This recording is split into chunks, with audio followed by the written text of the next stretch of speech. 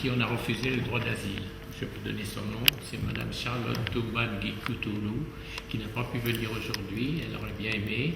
On s'était rendu à Melun quand vous devez venir, Madame, avec la présentation d'un film qui a été décommandé il y a plusieurs mois. Donc je suis un peu au courant de son histoire, mais évidemment, ça serait mieux que ce soit elle qui en parle. J'en profite pour dire publiquement, puisqu'il y a beaucoup de ses compatriotes, si vous avez des nouvelles de son mari, M. Dieudonné Guikoutoulou, je peux vous donner son adresse du portable de Mme Charlotte parce qu'elle est tout à fait anxieuse, elle n'a pas de nouvelles. Elle avait le contact avec sa belle-mère, mais qui a eu un AVC, qui est hospitalisé, qui ne peut donc plus se déplacer. Il faisait partie du Parti travailliste congolais. Il a été arrêté à l'occasion d'une manifestation. Madame Guikoutoulou, Madame Toumba, qui a 6 enfants de 5 à 15 ans, vous voyez un peu la situation, se trouve après refus du droit d'asile de l'OFPRA et du CNDA, complètement sans domicile fixe, à la rue. Alors nous avons créé avec la Ligue des droits de l'homme et beaucoup d'autres bénévoles d'associations, et des Hierois et des parents d'élèves de l'école où sont les enfants, un comité de solidarité, mais on n'arrive pas à subvenir aux besoins. Elle est maintenant au 115, vous savez ce que c'est, on appelle ça l'urgence SIAO. Donc c'était tous les jours qu'elle devait se déplacer avec ses 6 enfants d'un bout à l'autre de l'Essonne. Elle est maintenant à Drancy, c'est-à-dire qu'il l'envoie même dans le 93. Tous les mois ou tous les 15 jours, c'est impossible. On a essayé de saisir le défenseur des droits au nom du droit des enfants qui sont complètement bafoués, qui est une législation supranationale, parce que la famille n'a aucun droit légal, c'est vrai, refusée du droit d'asile, elle n'a aucune ressource. Il faudrait même qu'elle paye la cantine de ses enfants, vous vous rendez compte, alors qu'elle n'a pas un sou. Et elle est SDF. Elle peut être amenée du jour au lendemain à trimballer ses enfants d'un bout à l'autre. Elle a voulu garder la scolarisation, et tout le monde lui donne raison, à hier, où elle est très bien accueillie, les enfants sont très bien intégrés. Vous voyez un peu les transports que ça représente. Morangis, Athis-Mons, Paris-le-Monial, Dourdan, Kremlin-Bicêtre et maintenant Drancy, mais c'est fou. Le président du Congo, à travers sa famille, ils ont des intérêts au Congo. Ils ont des mines. Je crois 2 ou 3 mines qui est capitalaire. Donc quand les gens qui disent défendre et qui ont participé à des assassinats au Congo se trouvent réfugiés en Afrique du Sud, on peut facilement comprendre quel sera leur sort. Donc c'est aux organisations de droits de l'homme, c'est aux militants congolais de faire en sorte que ces gens-là puissent être exfiltrés de l'Afrique du Sud et ils ont un procès parce qu'ils témoignent eux-mêmes ce qu'ils ont fait et ils disent comment ça s'est passé. Et ce sont des militaires qui sont en Afrique du Sud aujourd'hui. Donc c'est des gens qu'on peut facilement contacter. Ce ne sont pas des gens qui se cachent. C'est sur Internet. Ils expliquent très bien comment ça s'est passé l'assassinat des chauffeurs des Chébéas. Et ce sont des militaires qui sont en Afrique du Sud aujourd'hui. Donc c'est une situation qu'on ne peut pas dire, on ignore. On sait très bien ce qui se passe au Congo et quels sont les intérêts. Les gens qui se défendent, disons les régimes, ils ont des intérêts, que ce soit les Belges, que ce soit l'Afrique du Sud. Aujourd'hui, vous regardez, ils ont des intérêts au Congo. Qui aurait fui et qui sera en Afrique du Sud. Nous sommes sur le dossier. Apparemment, c'est quelqu'un qui est au courant de ce qui se serait passé. Le véritable chauffeur de John Mond est avec John Mond actuellement. Par contre, parmi les 3 filiales, Christian Goy, le bourreau, celui-là qui a tué, qui commandait les autres, Christian Goy, on sait où il se cache. Dans un pays limitrophe. Et il jouit de l'impunité de tous les appuis nécessaires de Kinshasa et de Kigali. Jacques Mugabo, encore le bourreau de Chebea et Fidel Bazana, jouit de bonne grâce de Kinshasa sait où il est. Les autres éléments du peloton qui ont exécuté nos deux amis, pour la plupart, ils ont été renvoyés et d'autres sont déjà exécutés. Alors, le troisième fuyard est quelque part, et Mme Chébéa l'avait rencontré les jours suivants l'assassinat lorsque Chébéa était disparu. Bon, c'est celui-là qui est recherché actuellement. Et je ne saurais pas vous dire où il est, mais les organisations de défense des droits de l'homme essaient de faire ce qu'elles peuvent. Et ces organisations sont menacées. Les avocats dans ces dossiers sont encore menacés. Voilà pourquoi nous sollicitons vraiment la solidarité des hommes et des femmes de bonne volonté. René vous l'a dit. Mais il y a beaucoup de gens qui sont dans le couloir de la mort à Kinshasa. Je ne saurais pas vous donner la liste. Si vous voulez, vous pouvez accéder à cette liste-là si on se voit après. Et deuxièmement, il y a des Congolais qui sont malmenés en Afrique du Sud, c'est vrai. Les groupes d'Étienne Kabila, c'était un appât organisé par Kinshasa avec la complicité, bien sûr, de certaines autorités sud-africaines. Il y a à Cabinda, géré par l'Angola, des Congolais, 12 au total, qui sont dans les couloirs de la mort. Et tout ce que nous avons fait, c'est empêcher leur extradition à Kinshasa, puisque Kinshasa demandait que ces gens lui soient, qu'ils soient transférés à Kinshasa pour être exécutés. Et il y en a même qui ont quitté, qui vivent en Belgique, qui sont là, arrêtés pour rien, les dossiers vides, et c'est l'argent qui circule. Ce sont des accords qui sont signés entre l'Angola et la RDC au niveau des autorités. Il y a par exemple, je vais vous donner un cas, ceux qui vont aller sur Google peuvent taper le nom de David Oli, O-L-I-E. C'est un enfant chégué qui a été abandonné par ses parents à 6 ans. Ses parents étaient étudiants, ont dû élever leur enfant jusqu'à 6 ans, ils se sont séparés. L'enfant s'est retrouvé pratiquement dans la rue. Et tout ce qu'il avait bénéficié comme, disons, culture, c'est-à-dire parler français, c'est ce que ce garçon a conservé. Les garçons ont vécu dans la rue pendant 18 ans, dans les rues de Kinshasa. Et il a monté une association des enfants de la rue. En montant cette association, il voulait valoriser l'enfant de la rue en créant des petits travaux, des petites besognes auprès des autorités urbaines, le gouverneur Kimbuta. À partir de ce moment-là, ces jeunes gens s'étaient à faire quelque chose, à rendre la ville propre, moyennant un peu d'argent. Mais au moment des élections, s'il vous plaît, les dernières élections, les autorités congolaises de Kinshasa, ne voyaient pas l'Est, surtout l'Est, mais à Kinshasa même, ont essayé de récupérer cette association et son président, qui est David Oli. Alors, pour que cette association leur donne de Koulouna, des enfants de la rue qui avaient les gabarits, etc., afin de pouvoir mener des actions de neutralisation des opposants politiques. Vous avez vu la campagne des opposants politiques, la campagne de M. Tshisekedi, la campagne de Diomi Dongal, etc., de menaces qu'il y a eu.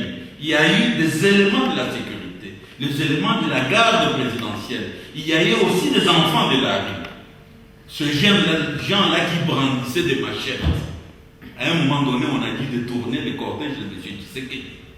Ces gens-là, soutenus par Bochap, soutenus par Francis Kalombo et tant d'autres, Ce sont les enfants de la rue. Alors là, David Oli a été récompensé par un prix à Dakar, le prix Ubuntu.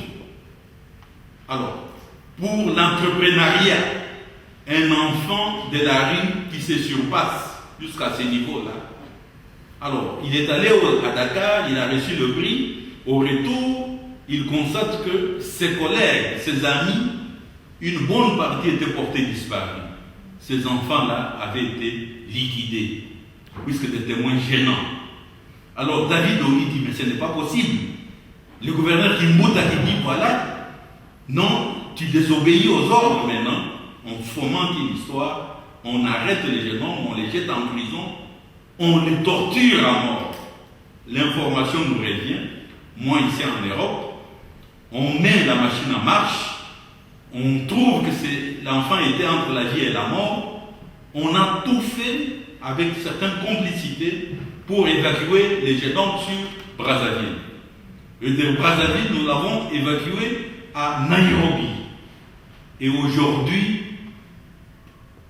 samedi, c'est depuis hier, cette nuit, que David Oli se trouve maintenant au Brésil, protégé pour refaire sa vie.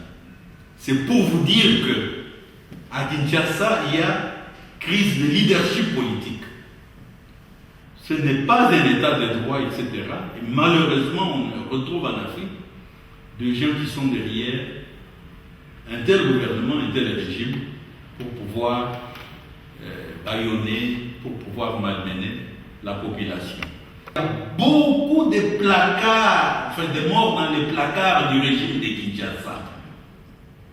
Tous les acteurs qui veulent promouvoir la paix, promouvoir un état de droit de l'homme, sont bâillonnés. Et qu'est-ce qu'on fait pour ces gens-là? Ne fût-ce qu'un prix. Tu as refusé de prendre l'arme. Voilà un prix.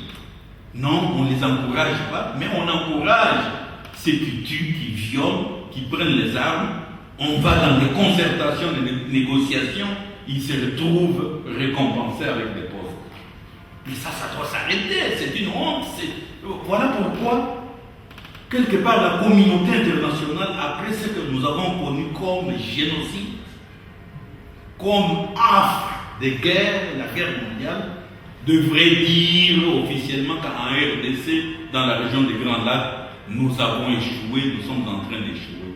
Et là, le peuple du monde ont ce droit-là sacré de s'entraider, puisque le peuple ne se révèle jamais du mal. Mais c'est plutôt quelque part ceux qui jouissent, si vous voulez, de biens, de richesses de ce monde, avec tout ce qu'on a cité ici comme multinationales, qui sont parfois insensibles aux questions de valeurs humaines, à la dignité humaine, à l'intégrité physique et morale des personnes qui ont du sang comme eux.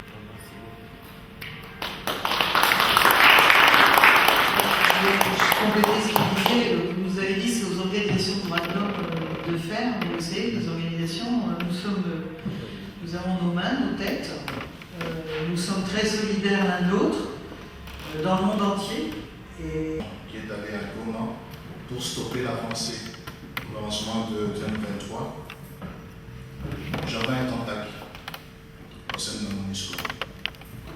Et ces gens avaient l'ordre de stopper l'avancée 2023. Et la personne, même pas 2 heures après, on a un contact qui me dit, je ne comprends pas ce qui se passe sur place. Là, nous venons de recevoir l'ordre de ne rien faire. On a laissé le 23 entrer à Goma pacifiquement. Donc, les gens qui se regardaient le matin en chien de faïence, les après-midi sont en train de sillonner ensemble patrouiller ensemble sur la ville de Goma. Donc, je peux dire bien le 23, de la brigade de la MONUSCO et de la police. Le matin et demi, les après-midi en train d'essayer de collaborer et sillonner ensemble sur la ville. Ça, quelque part, ça dépasse un peu l'entendement. Le deuxième exemple, c'est ce qui se passe actuellement. Il y a eu des conservations à l'est, à Kampala. Là, Présentement, il y a M. Toumbalouaba et le représentant du M23 qui sont allés à l'ONU. Mais pourquoi? Moi, je me demande l'ONU avec tout ce qu'elle a comme organisation, tout ce qu'elle a comme pouvoir, les conseils de sécurité. Pourquoi nous devons toujours revenir à la case départ, concertation en concertation, et qui aboutissent à rien? Je vais souligner quelque chose entre guillemets. Je parle par OK, comme on le dit. Je travaille pour le ministère de la Défense au Congo. Il y a des choses que nous avons vues. Je vais dire des contradictions sur les ordres donnés. Lorsqu'il y a eu des centres de brassage à l'Est, il y a eu beaucoup d'histoires, c'est ce qui s'est passé sur place au Congo. Mais parfois on se posait des questions, on se disait, mais pourquoi l'ONU doit maintenir cette histoire qui lui coûte beaucoup d'argent comme ça? Parce que par mois, le ministère de la Défense avait 6 millions de dollars à dépenser. Chaque mois, le ministère de la Défense, cet argent-là arrivait régulièrement. On se posait des questions, on se disait, mais pourquoi on doit entretenir une chose qui doit perdurer, faire dépenser beaucoup d'argent comme ça, alors qu'on a des moyens de stopper ça? Si réellement la MONUSCO était au Congo pour arrêter la guerre au Congo et mettre les citoyens dans des situations paisibles, elle l'aurait fait. C'est pourquoi j'ai dit, si je disais, j'avançais l'argumentaire ou l'affirmation pour dire que la communauté internationale est en train de souffler les chaud et le froid sur le Congo. Vous me donnez comme réponse cette préoccupation? Alors, je ne sais pas quoi vous répondre. Je ne suis pas la communauté internationale, c'est pas moi qui ai le pouvoir politique là-dessus.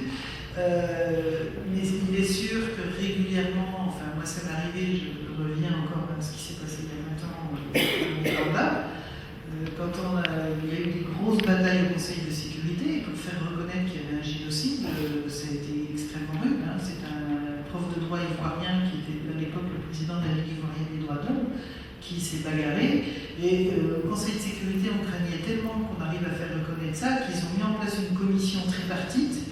Il y avait un Togolais, une Guinéenne et l'autre, je ne sais plus d'où il venait, qui ont essayé de faire une contre-enquête pour que le Conseil de sécurité et que l'Assemblée générale de l'ONU ne reconnaissent pas qu'il y avait génocide. Tu sais, parce qu'une fois j'en ai rencontré un dans un autre pays africain, un des trois, qui était très fier. J'ai dit oui, c'est ça, vous êtes fiers d'avoir essayé de faire croire que. Et ce que j'avais fait aussi, c'est que j'ai posé une question au général Dallaire, qui était celui qui commandait la force de l'ONU au Rwanda. J'ai dit, mais pourquoi vous n'avez pas tiré dans le tas quand ça a commencé? Quand ils ont assassiné vos hommes, pourquoi vous n'avez pas tiré dessus? Il m'a répondu, bah, tu vois, ça c'est un uniforme, moi je veille aux ordres. Et c'était les ordres du Conseil de sécurité. Les solidarités entre le peuple. Je suis très content de voir que les Palestiniens sont passés ici. Des choses comme ça, c'est bien. Je suis très content de voir qu'il y a des programmes comme ça. Mais nous devons nous dire que ce n'est pas, dites-moi, donnez-moi un seul pays, l'exemple d'un seul pays où l'ONU a déjà résolu le problème qui s'y posait ou qui se pose. Il faut se prendre en charge. Donc je ne saurais pas, comme Catherine l'a dit, vraiment entrer dans les secrets des stratégies qui sont mises en place. Et même le secrétaire général de l'ONU, certains ont dit leur incapacité à vouloir faire bouger les choses. Derrière, il y a des États, il y a des multinationales. Et là, c'est notre problème. Voilà. Parfois, en plus, les États qui s'engagent à fournir les hommes et le matériel pour intervenir, ils envoient les hommes et pas le matériel. Ou alors ils envoient une partie du matériel, ce qui fait que l'intervention ne peut pas être efficiente. Et c'est surtout le problème des rapports géopolitiques et des bagarres qui se passent par derrière entre les grands pays du Conseil de sécurité et puis les multinationales. On sait qu'il y a des très forts lobbies. Madame, c'est Ange Sapu. Je suis responsable du bureau genre, élection et promotion de la jeunesse à la Ligue des électeurs.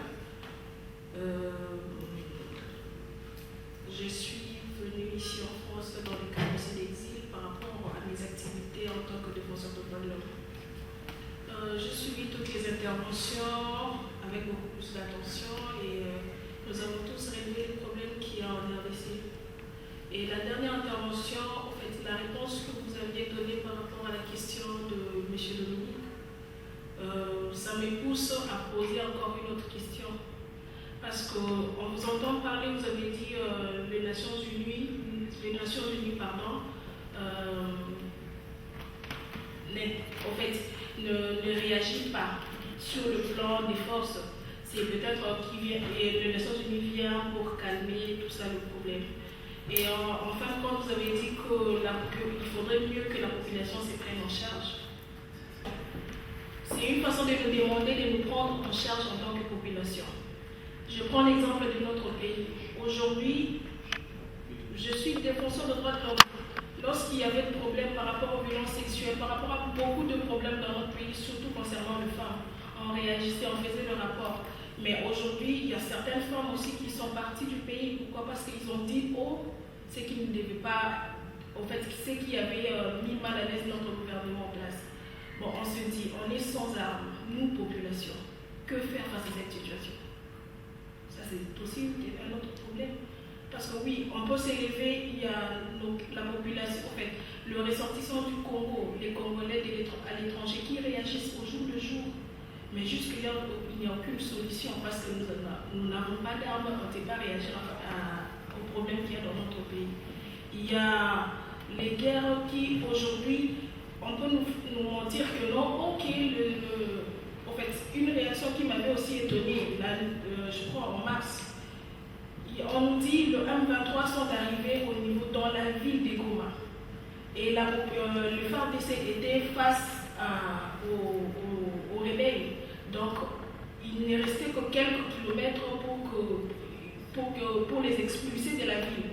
Mais à un certain moment, on dit non, l'armée congolaise a arrêté d'attaquer le Goma, soi-disant un repli stratégique. Maintenant, nous, profanes en fait, je parle au nom de la population, profanes de la matière, on ne connaît pas pourquoi ils se sont retirés. Qu'est-ce que nous pouvons faire? On est prêt, c'est notre pays, on est prêt pour nos droits, on est prêt à hausser les temps, dire non quand il faut. Mais notre sécurité, notre vie, on peut dire non parce que nous avons besoin du développement du pays. Oui, je peux me porter garant maintenant, je dis non, ce que vous avez fait n'est pas bon. Et la suite, soit c'est l'empoisonnement, soit c'est en fait mettre croix à ma vie. Et si aussi je n'ai pas de moyens pour quitter le pays, aller me caser quelque part, en fait c'est un point final pour ma vie. Je peux quitter le Congo, au Kinshasa, je dis non, je vais à Brazzaville pour ma sécurité. Ce sont ces deux pays voisins, le Congo RDC, Kinshasa, c'est pratiquement Brazzaville. Parce qu'ils accèdent à temps et à contre-temps. Ils peuvent venir là-bas, ils mettent fin à ma vie, on me tue et pif, c'est fini. Et ces derniers temps, il y a un général Brazzavillois qui dit que lui, il va aussi se charger des Congolais, en fait, entre guillemets, des Koumouna qui sont partis, des Congolais qui traitent des Koumouna qui sont partis à Brazzaville. Maintenant, on s'est dit, je vais me dire non, je vais en Ouganda, je vais au Burundi, c'est quitter le Congo. Je vois le cas de M. René, il n'était pas au Congo, mais l'État, là où il était, avec leur arrangement avec notre pays, ils ont permis à ce qu'ils quittent de ces pays-là pour venir en RDC, alors qu'ils n'avaient même pas le visa pour entrer en RDC. Maintenant, que faire, nous, populations, face à cette situation? La chose, c'est effectivement, les populations peuvent faire un certain nombre de choses, mais ce qu'il faut, effectivement, c'est ce qu'on fait là, c'est essayer de faire connaître les situations pour qu'il y ait des solidarités qui se créent.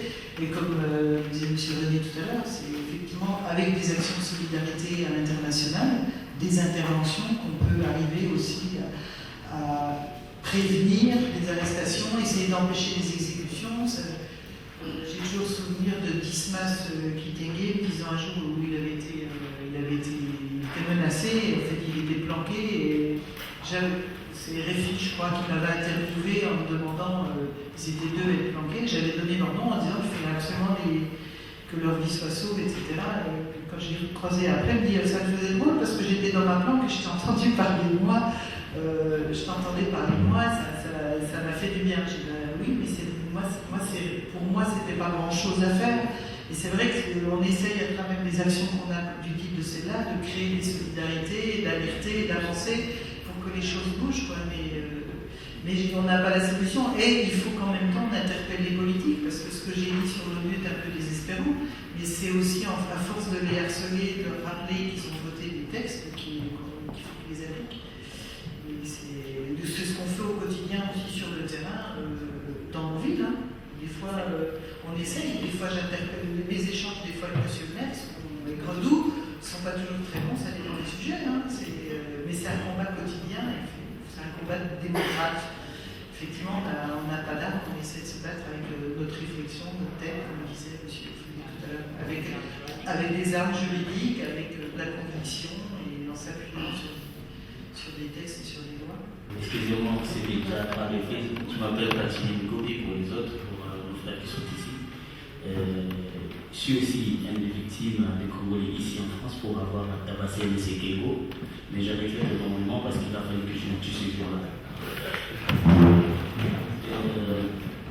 Mais c'est pas ça.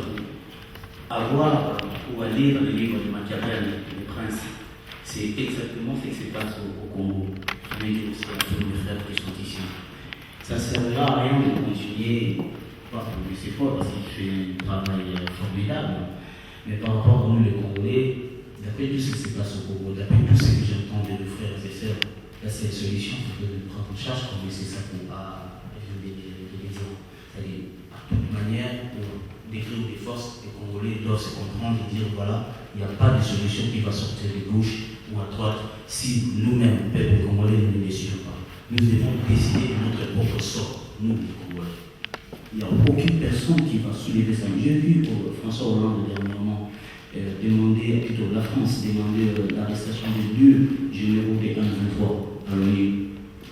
Et le Rwanda s'est assigné là où le Rwandais, parce que le 1-23 c'est déclaré être le Congolais, mais comment est-ce que le Rwanda va intervenir pour dire niet à l'arrestation de 2 généraux des 1-23? Donc, M. Kosapou, moi j'aimerais bien, ma question, ça c'était une question, ma question c'est celle-ci. Est-ce que c'est revu à la hauteur, étant donné que vous êtes membre de la FDH, parce que face au grand lobby de ce monde, ils ont aussi les médias. Parce qu'à supposer que les Congolais se prennent aujourd'hui en charge, demain ils vont utiliser les mêmes médias pour dire voilà c'est des terroristes, ils vont les qualifier comme des terroristes. C'est ça leur problème. Parce que tout ce qui s'est fait au Congo, il n'y a aucune personne ou aucune organisation qui ne sait pas de ce qui se passe. Ils savent, mais ils s'en foutent parce qu'ils ont des autres colons, ils ont des autres lois. J'ai bien souligné, M. Sarko. Vous savez, quand j'étais jugé ici au tribunal de France, la juge Poux, Madame Poux fait du collège des juges qui ont acquitté Kagame des charges qui ont été conférées. Et Madame Poux, qui nous juge, elle me disait, elle m'a posé une question comme quoi, Messieurs, pourquoi vous vous prenez à tous les hommes politiques, aux hommes politiques congolais? Je lui ai dit, Madame, comme qui? Elle m'a dit, comme Kagame. J'ai dit, Madame, je ne savais pas que Kagame était congolais. Elle m'a dit, ah, juste c'est une erreur. J'ai dit, oh, erreur pour vous, mais si c'était pour moi, vous auriez pu directement dire au greffier de mentionner ce qui s'est fait. C'est-à-dire que nous sommes un peuple délaissé. Je vous demande, serez-vous à la hauteur de le défendre par rapport aux médias? Parce que les Congolais, d'ici là, moi je suis sûr et certain, il y aura un mouvement de toute manière. Voilà, c'est un question. Serez-vous à la hauteur, ou les membres de la FDH, pas vous personnellement, les membres de la FDH, de défendre les Congolais vu l'exaspération qui sont. D'abord, merci beaucoup. On a suivi aussi votre cas. Peut-être que vous ne le savez pas. Tout ce qui s'était passé à la gare du Nord et tout ce qui s'en était suivi. Nous avons essayé de faire un plaidoyer pour que Kinshasa,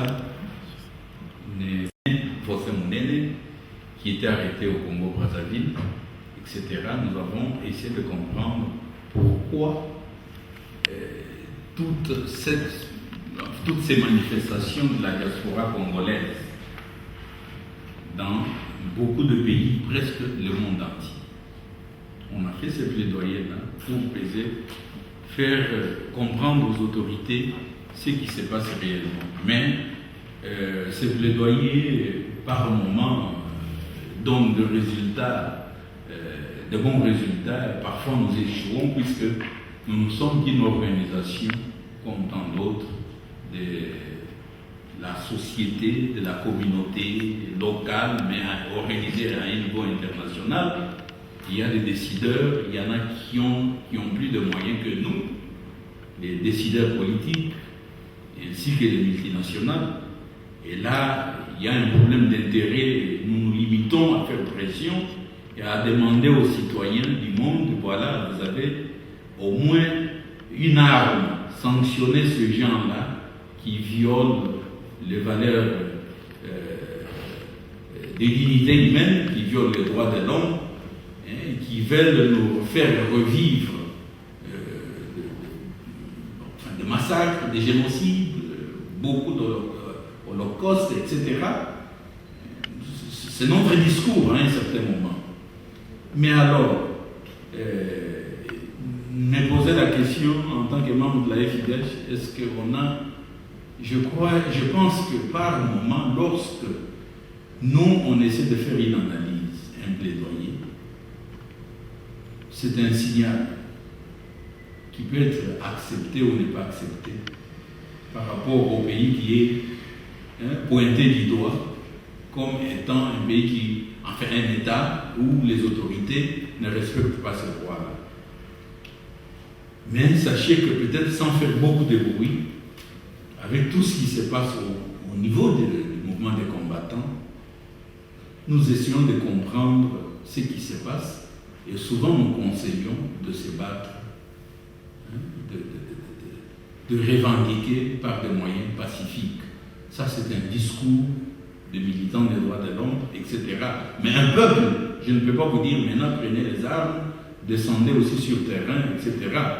Mais un peuple, à un moment donné, doit pouvoir s'assumer à travers des révolutions qui puissent passer, puisque trop c'en est trop. Le rapport, vous en avez à gogo, et les responsables, co-responsables, les auteurs intellectuels, les auteurs matériels de toutes ces souffrances, toutes ces violations sont connus.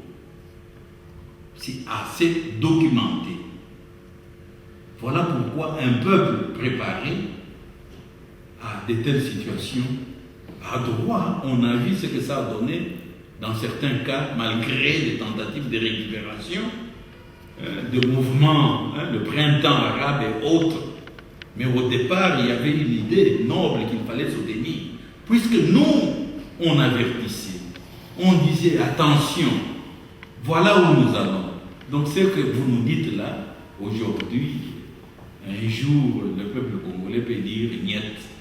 Mais on verra ce que nous pouvons faire pour soutenir ce peuple-là en tant que mouvement international de la société civile qui défend les valeurs. Je ne saurais pas vous dire ce qui s'est passé dans ce pays où il y a eu ces mouvements de revendication populaire, etc. Puisque là encore, il y avait matière. Et on a compris que quelque part, ce sont des dispensations, soit ça marche, soit ça échoue. Avec la fin de la guerre froide, le vent de la perestroïka, glasnost qui avait soufflé, il y avait un espoir, mais quelque part, il y a eu des ratés. Pourquoi? Puisque les stratèges de la société, de nos communautés, certains stratèges n'avaient pas bien compris ce qu'il fallait faire dans certains cas difficiles à gérer. Et malheureusement, ces gens-là, ces stratèges-là, ont fait louper aux populations qui se battent et qui continuent à se battre des occasions en or. Et il y a eu des pseudo-structures de la communauté internationale qui se sont interposées, des fonctionnaires qui sont venus et à qui l'ordre était donné, un point très, Catherine vous l'a dit, ces gens avaient droit tirer sur les chiens qui essayaient de manger les cadavres au Rwanda. Mais il n'avait pas le droit de tirer sur des miliciens qui tuaient les populations civiles. Donc, derrière tout ça, c'est un problème des États puissants, un problème des lobbies. Vous voyez, je vous renvoie au cas de la Syrie. Nous avons nos ligues là-bas qui nous informent sur ce qui se passe difficilement, mais c'est inadmissible. Quand vous écoutez Poutine, vous écoutez certains acteurs, hein, mais vous dites, mais ces gens n'ont pas d'humanité quelque part. Bon, c'est un cas, puisque c'est un cas d'actualité, mais on peut en citer d'autres. Donc, la RDC est un pays qui est un des pays qui connaissent la pire massacre, pire situation, qui ouvre vers des analyses qui pencheraient à qualifier cette situation de génocidaire.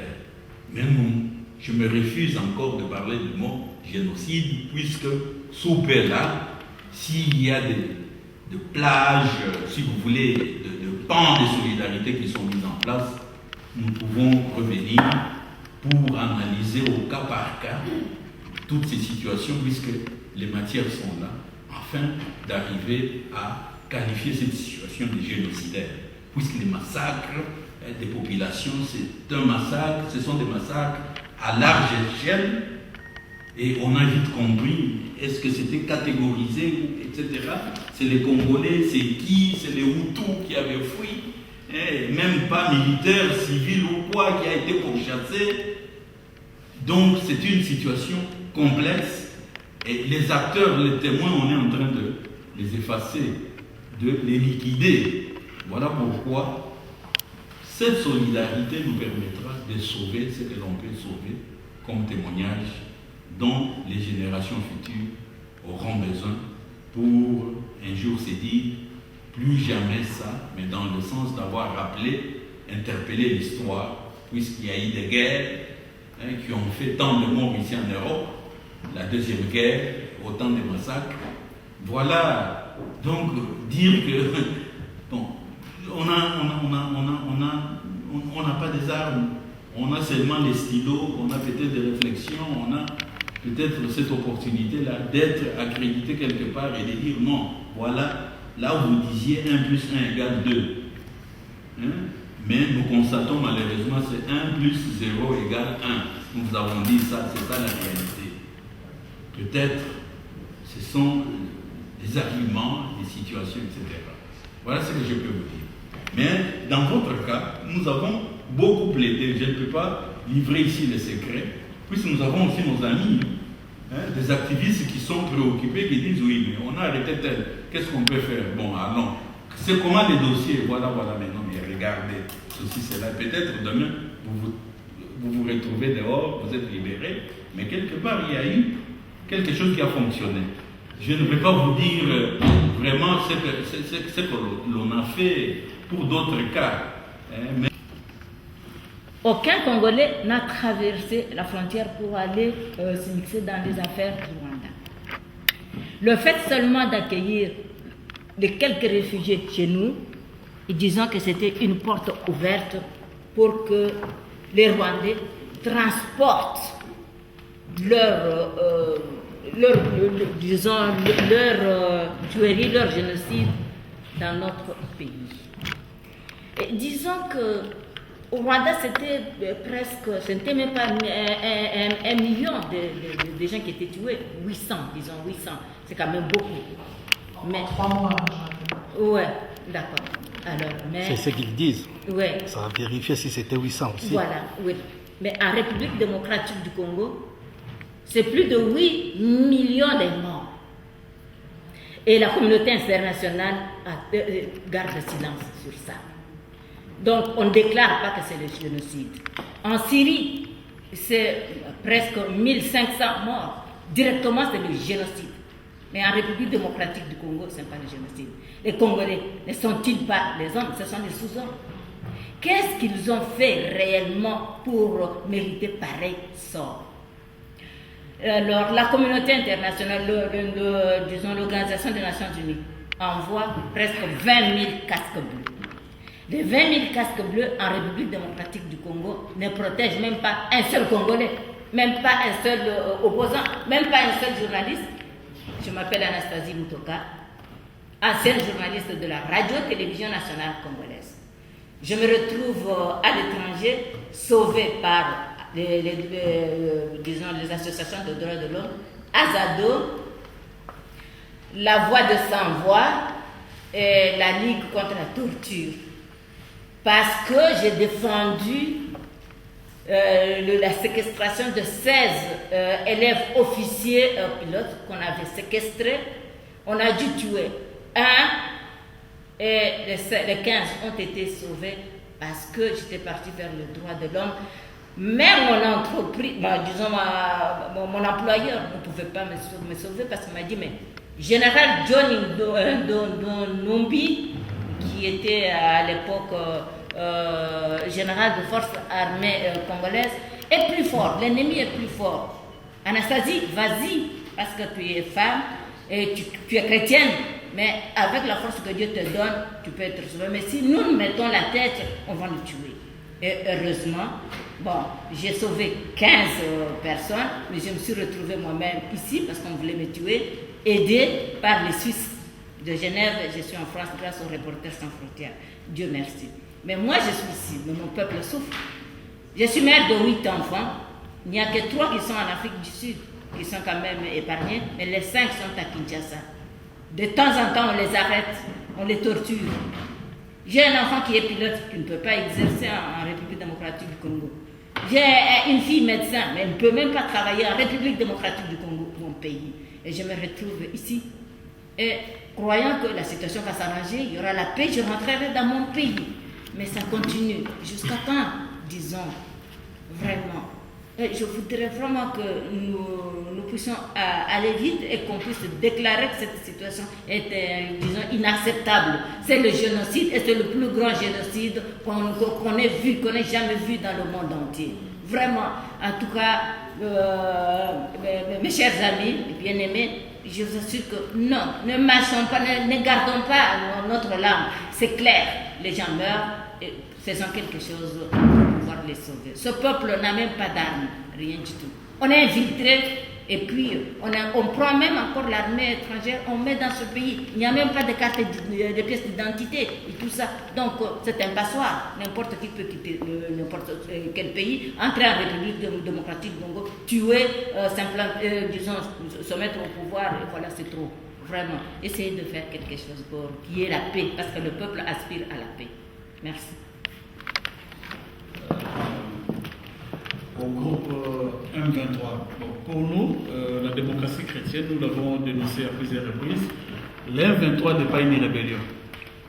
C'est une association des hommes d'affaires congolais, rwandais, ougandais, burundais, sud-africains qui ont mis en place cette organisation pour l'exploitation illégale des minéraux. Souvenez-vous, au mois de février, vers le 6 février, avant le lancement officiel de grosses copies des francs congolais, c'est 1000 francs, 5000 francs et 10 000 francs, je dis bien 2 mois avant. Quand vous parlez de M23, à l'RDC, il n'y a pas seulement les M23 comme groupe armé. On a les Bakatakatana, on a Gédéon, on a les Bororo, il y en a à peu près une centaine de groupes armés aujourd'hui au Congo qui sont en train de massacrer la population. Et ces mêmes groupes armés font tous le même travail. Le gouverneur de l'époque, Jean-Claude Massangou, avait envoyé des cartons d'argent aux rebelles du M23, au Bakata Katanga, même au groupe de Gédéon, tout ça, et au Maï Maï. Donc avant même le lancement officiel, ces grosses coupures de francs congolais étaient déjà consommées, que ce soit au Katanga, au nord et au sud, même vers la frontière entre le Burundi et la RDC, ces grosses coupures-là étaient déjà consommées avant que le gouvernement de Matata lance officiellement sur les marchés financiers ces coupures-là. Vous allez voir aussi le rapport de la MONUSCO qui avait dénoncé un général des forces armées terrestres congolaises, Amis Tamofor. Kabila n'a jamais lui-même personnellement suspendu ce général-là. Il vit paisiblement à Kinshasa, il construit ses immeubles comme il veut, il dirige les clubs de football Vitaclair. C'est un général qui est connu. D'ailleurs, moi je le crois souvent parce que je prends sa route pour me rendre au bureau en ville. Donc c'est un général qui est là, mais c'est lui qui fournissait les armes au M23, au Bakata Katanga, même au groupe Maïmaï. Donc nous vivons dans un non-État aujourd'hui. Pourquoi? Parce que ce sont des rébellions entretenues. Qui d'ailleurs Kabila, le genre du M23 l'appelle G4, donc celui qui donne les armes. Donc ce n'est pas une rébellion pour nous, c'est une association de malfaiteurs qui ne sont là que pour faire leur seule maison. Merci.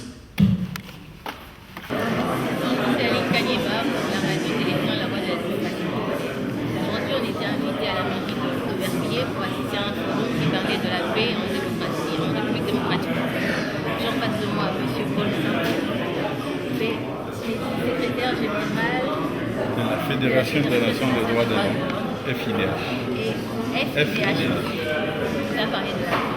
Parce que moi je veux dire, vous avez dit que la paix est dans les rames et qu'il faut à tout prix qu'on s'y prenne en charge.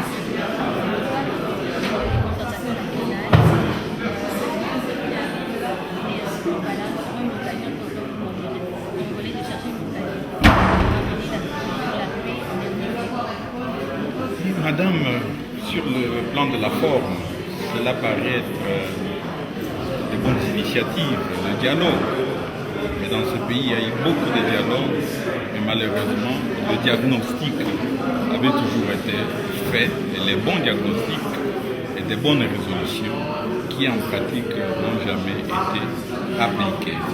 Voilà pourquoi, fort des informations que nous avons, nous constatons que les pays puissants, la communauté internationale, ne nous aident vraiment pas, nous Congolais, à sortir du bourbier dans lequel nous nous trouvons, puisque quelque part, nos ressources naturelles qui sont en quantité et diversifiées sont une denrée très recherchée par les industries, les multinationales, et au point que ces multinationales nous ont pris en otage.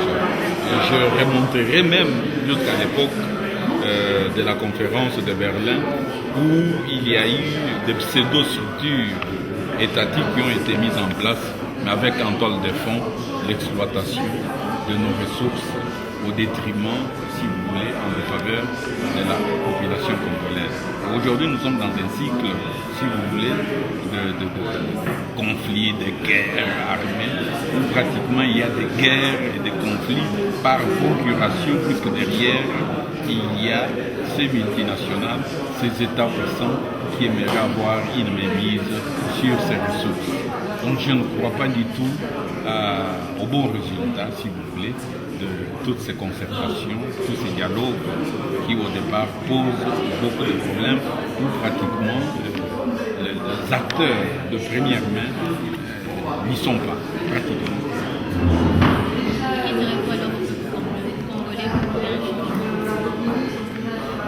Il faudrait, comme je l'ai dit, il faudrait que la population congolaise mette en place son esprit d'ingéniosité pour trouver des voies de sortie pour que ce peuple congolais se prenne en charge et fasse comme d'autres peuples ailleurs, avec des révolutions pacifiques. Puisque si aujourd'hui vous mettez ne fût-ce que 1 million de Congolais dans les rues de Kinshasa, dans les rues de Goma, Bukavu, Lubumbashi, Kananga, Mujimai, Mbandaka, je crois que cette communauté internationale, ces pays puissants, ces États puissants comprendront les messages, les choses vont changer.